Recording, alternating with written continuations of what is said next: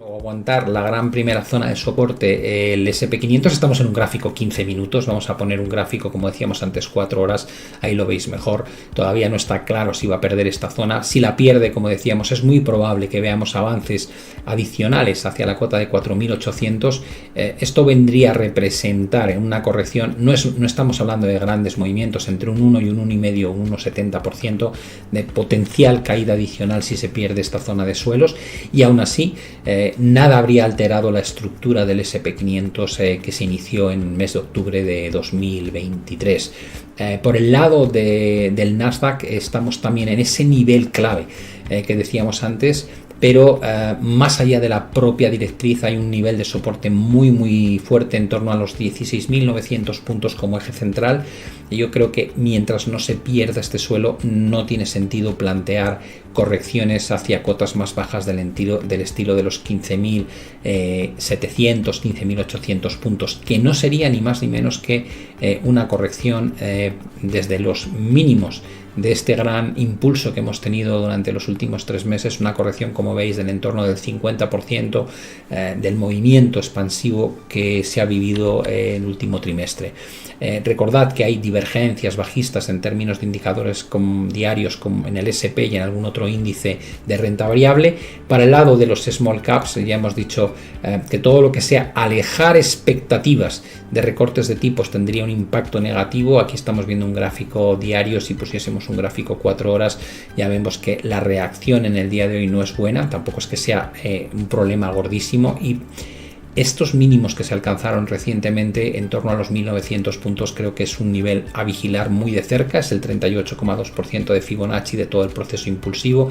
Mientras no se pierda este mínimo tampoco veo un gran problema en este momento.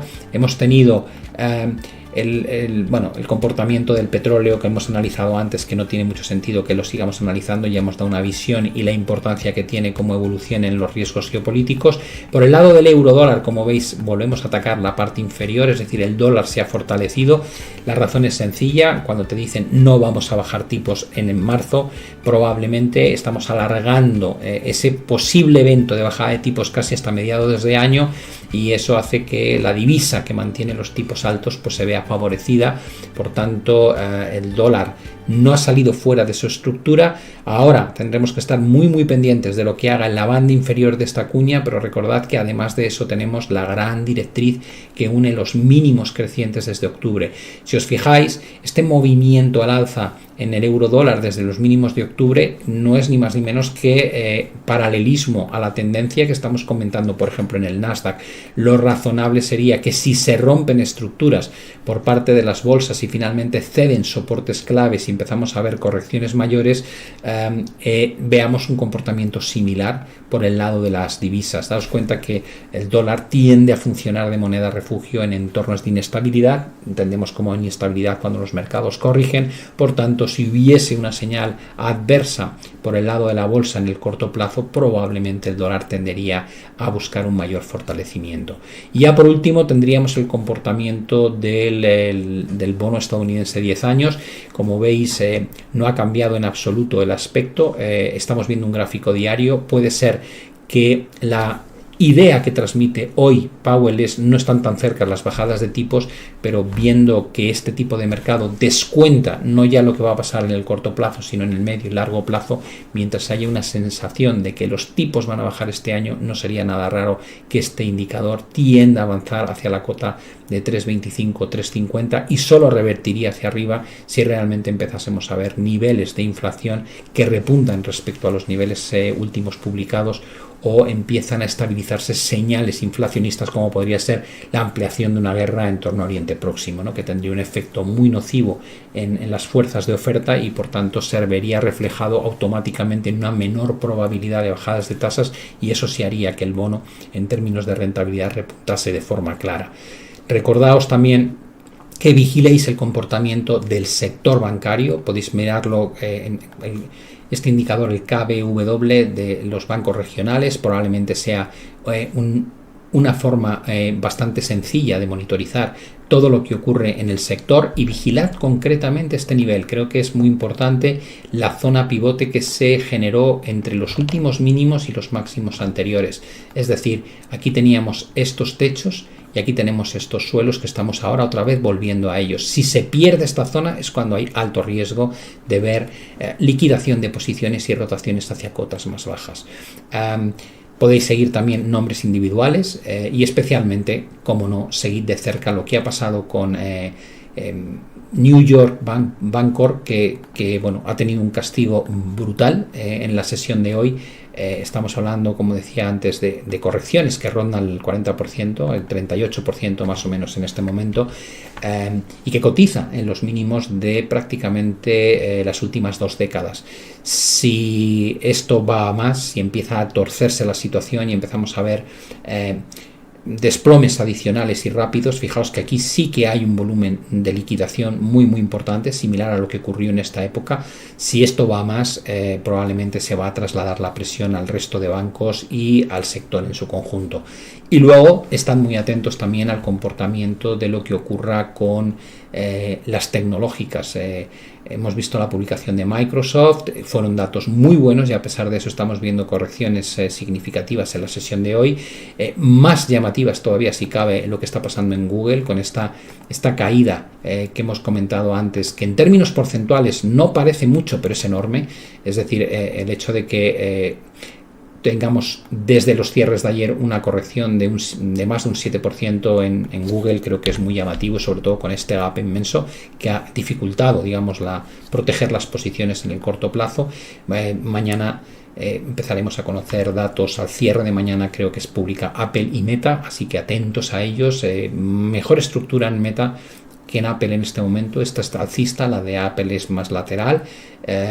Bueno, creo que va a ser muy relevante lo que podamos sacar en limpio de esta situación. Si estas compañías pierden los soportes, lógicamente con el peso que tienen en los índices van a tener su efecto, y esa corrección que estamos planteando como una alternativa bastante razonable, teniendo en cuenta que el S&P sí parece que quiere romper ese soporte y tiene divergencias. No olvidéis que todo esto, cuando analizamos, no se trata solamente de, como está perdiendo un soporte, ya va a corregir. ¿Qué análisis más sencillo? Digo, no, es que el problema que te encuentras es, como decíamos antes, que tienes una potencial divergencia triple en estocástico y tienes también una situación complicada en términos ya de divergencias muy marcadas en términos de RSI.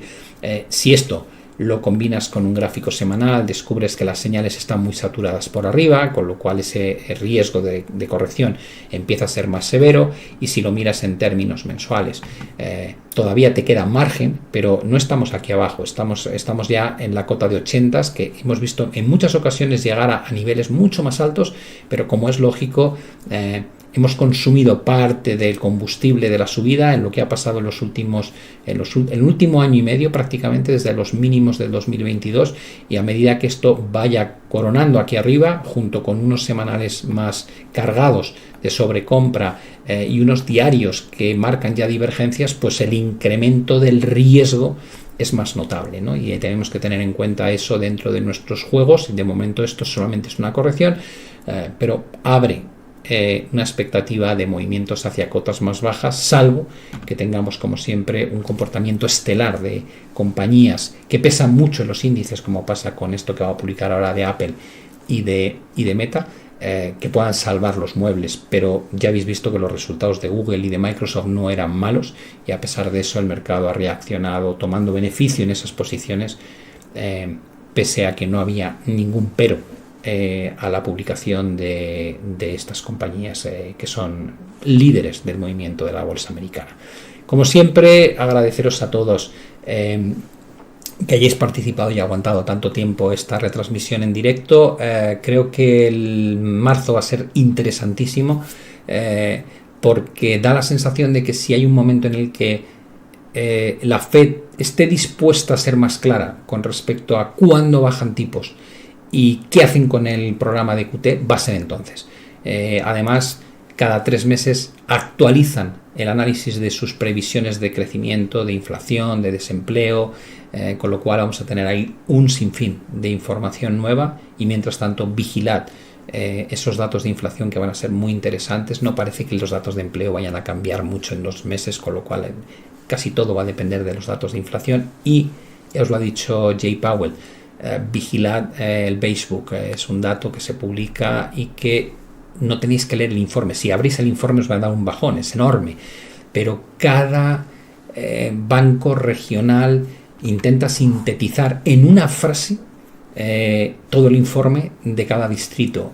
Cuando no es una frase son dos, es decir, que podéis leer 12 frases y más o menos sacáis una idea clara de qué les preocupa, qué están viendo, cómo es la actividad económica, cuáles son las previsiones de los gestores de compras, de los ciudadanos. Creo que es una información macro muy relevante a la cual ha hecho mención el presidente de la Reserva Federal, que está ahí, pero que casi nadie la consume y casi nadie la mira. Así que hoy tenéis otro indicador que podéis seguir, que se publica en los calendarios económicos, pero que casi nadie mira y que puede ser una referencia interesante de lo que viene en el futuro y no tanto de lo que ha pasado hasta ahora. Espero que os haya ayudado a interpretar lo que está pasando en el mercado, las decisiones de política monetaria.